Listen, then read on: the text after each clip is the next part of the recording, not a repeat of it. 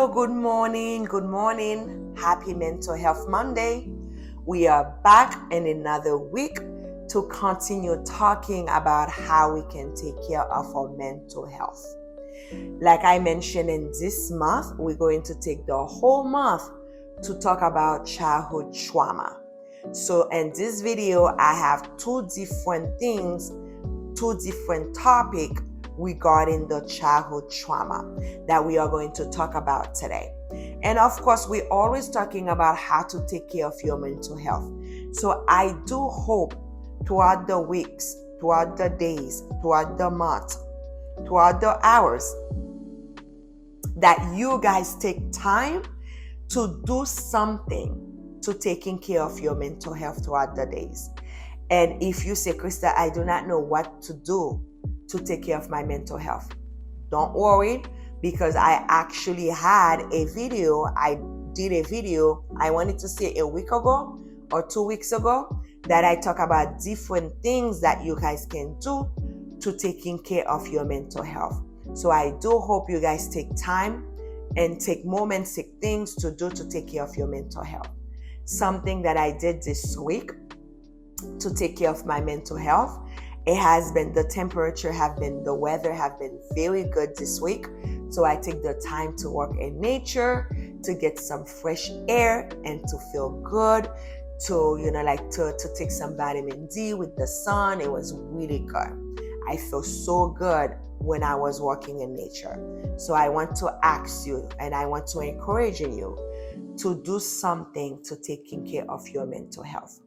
So today, like I say, we are going to continue talking about childhood trauma. I am going to take this whole month to talk about childhood trauma.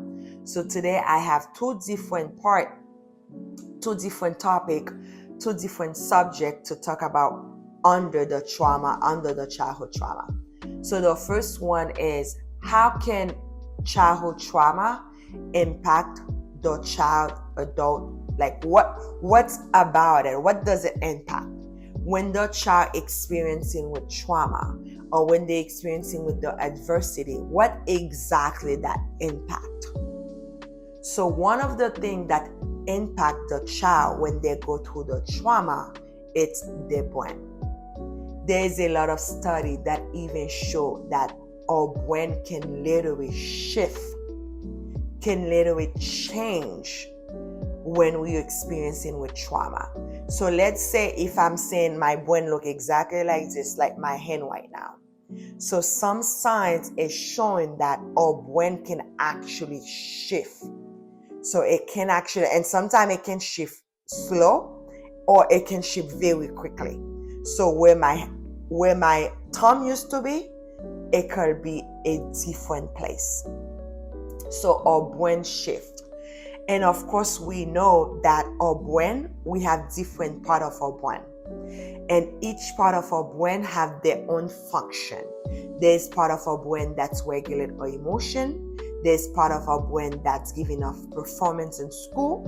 There's part of our brains that give us certain behavior. There's part of our brains that, like me speaking right now, it's a part of my brain. So our brain got impact when you go through trauma and when you go through adversity in your childhood. What does that impact? Our behavior, the way we act, that impact. Our emotion get impact. Our performance in school get impact. Our physical get impact. Our developmental, the way we're growing up. Of course, our mental or social got impact. The relationship we have with others, the relationship we have with ourselves get impact when we experience trauma. Our self-esteem get impact. Our cognitive ability get impact. And of course, our emotional regulation get impact. Those are a few of things that get impact when we are experienced, or when we go through trauma, whatever trauma it is. And then adversity in children. And of course, we're all different. So you can see different things based on our makeup that get impact. Then the next things that I'm going to talk about is some signs, some symptoms that your children can show when you know that they are actually going through trauma, or they are actually getting, the adversity that they're going through, they're unable to cope with. Remember, childhood trauma can occur when your children witness or experience a adversity event that make them feel threatened, unsafe, or they're unable to cope with it. So I break it down between age to age. Like I mentioned, our kids can go through trauma started in the belly. Your kids can go through trauma started as a toddler, 6 weeks old, 1 month old, a year, 2 years, they can go through trauma. However, sometimes it's hard to see those signs, so I go over a little bit when they are a little older. So age 3 to 5, some sign and symptoms you can see when your kids going through trauma and adversity is you can see that child cry a lot. Like sometimes you say, oh, they're cry baby. So they're crying a lot, or they're screaming a lot. So a lot of crying, a lot of screaming. Sometimes you can see language delay, like speech delay. You see they're unable to speak. I'm seeing a lot of kids, sometimes they're like 3 years old, 4 years old, 5 years old, and they're not speaking. Sometimes too, you can see some regression, like they were speaking and then they stopped speaking, or they're not forming more words anymore. Sometimes you can see some aggression. I mentioned the regression. The regression, you can see a kid that's already potty trained, a kid that's already sleeping by themselves, a kid that's already going to daycare by themselves. Like you see them moving, and then all of a sudden you see them not doing those things anymore. Sometimes it's because of it's sign of trauma. Aggressive. Sometimes they can be aggressive with themselves. They can be aggressive with others. You can see them getting into a lot of fighting.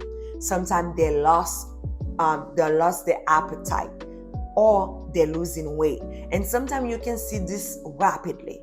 You can see tomorrow you see this kid very small or losing a lot of weight, or they're never hungry. Another sign you can see is they're avoiding certain adults. When certain people come around, they're avoiding them. They're hiding from them.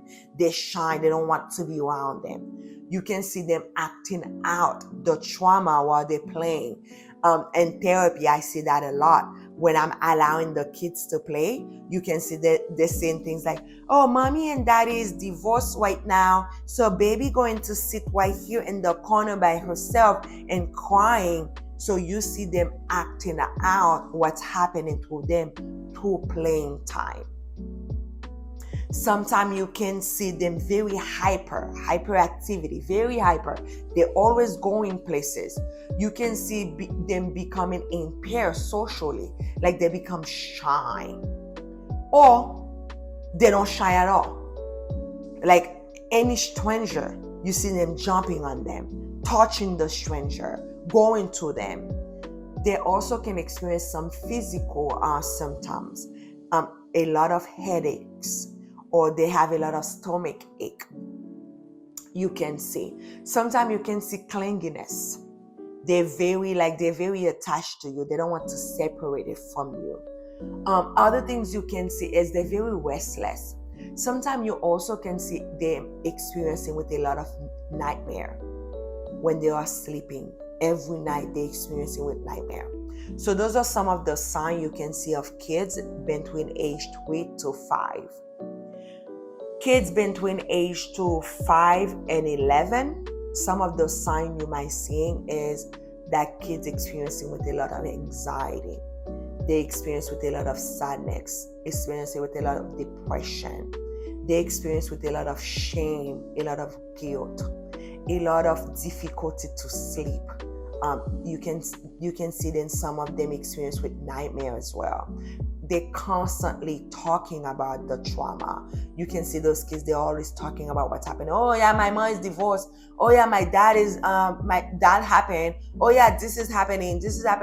You see them talking about it a lot. Or you see some change into their behavior. But those change is happening rapidly. Like it's very quickly. Those are some signs you can see from kids 5 to 11. Some sign you can see from kids 11 to 14 and 14 to 18. All those, I put them in the same category. And you can see those signs from those kids 11 to 18. You can see those kids, substance use happening a lot around that age for kids who experience with trauma or adversity. Now the vaping become very big in that age group. So when they're going through things, they want to vape, they want to smoke cigarette, they want to smoke marijuana, they want to drink alcohol, they want to do other drugs. You will see those kids experience that.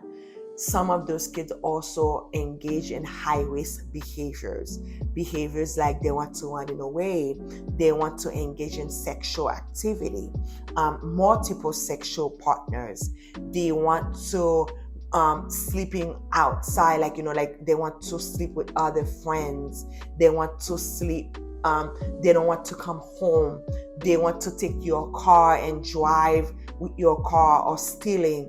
They engage in high-risk behaviors. Those kids can be experiencing with depression and anxiety as well. Those kids can be very impulsive, very easily anger outbursts. They normally have some eating issues going on. Either they don't want to eat, or they're eating a lot. So you also can see some of the weight change as well. In that area too, there's a lot of social isolation. You will see them wanting to stay in their room all the time, or they will not even want nobody to come to their room. When you try to come, they will be like, no, leave me alone. They always want to sleep. Or they're not interested on things that they used to do anymore. If they used to sing, you don't see they're interested in that. If they used to listen to music, you will not see them interested in that. Or if they want to do, like they like to draw, you will not see them interested in that. So some of those are some of those signs that you can see when you know, okay, my kid is having a hard time coping with whatever that's happening in their life. So for you to see those symptoms, for you to see those signs, you have to be a very attentive parent. You have to know your child. And sometimes you will see like different, like let's say I always say you will see two different parts category. You will either see them acting out or they're acting in. And the acting out, those are the kids that's like taking your car to stay outside. Those are the kids that's like doing the drugs. Those are the kids that's fighting in school. Those are the kids that doesn't have good grades. Those are the kids that's like yelling, screaming. Those are the kids that's like anger easily. Those are the kids that have the sexual partners. Those are the acting out kids. And personally, I prefer the acting out kids because they are telling you something is wrong. They are asking you for help. This is a way they're asking you for help. And then the acting in children are the kids that stay inside of their home. Those are the kids that engage in self-harm. Those are the kids that doesn't want to do things that they enjoy. Those are the kids that's like, you see them don't want to shower. They don't want to eat. They don't want to take care of themselves. They don't want to see their friends. Those are the kids that doesn't want to go to school. Those are the kids that sometimes they even do really good at school, but they're acting in. Those are the kids that clinging to you. They want to be where you are. So you have to be very careful because you have to know your child to see that shift. I know a lot of parents, they're acting and they're like, oh, yeah, I have no problem with blah, blah, blah. He is a great kid. He do nothing. He just go to school, come home, do nothing. Or go to work, come home, do nothing. He doesn't give me any problem. He doesn't have any girlfriend. He doesn't have any boyfriend. He doesn't even talk to people. He doesn't even like to be around people. And then you're thinking you have a great kid. And those are the ones you have to be afraid a lot, because those are the ones you're having a hard time to, like, they're not communicate. They're not advocating for themselves. You might not know something is wrong. So you have to be very careful with those. And the acting out kids, those are the kids a lot of people don't like. A lot of people thinking they are the devil, but those are actually the kids that's telling you something is wrong, and they are easy to see. Okay, so this is where we're going to stop our video today. We always end our video with a dose of self-care. I opened the dose in the queer one. I actually love this dose because it's so relatable to what we're talking about. If you haven't subscribed to my channel and this is the first time you're getting here, please subscribe, comment, share, like, especially in the Haitian community. This is for us. I know we're afraid to talk about childhood trauma, but we need to talk. So, the dose of self-care today say, you are not defined by your mistake. Isn't that a beautiful dose? I love this dose, especially for this topic. You are not defined by your mistake.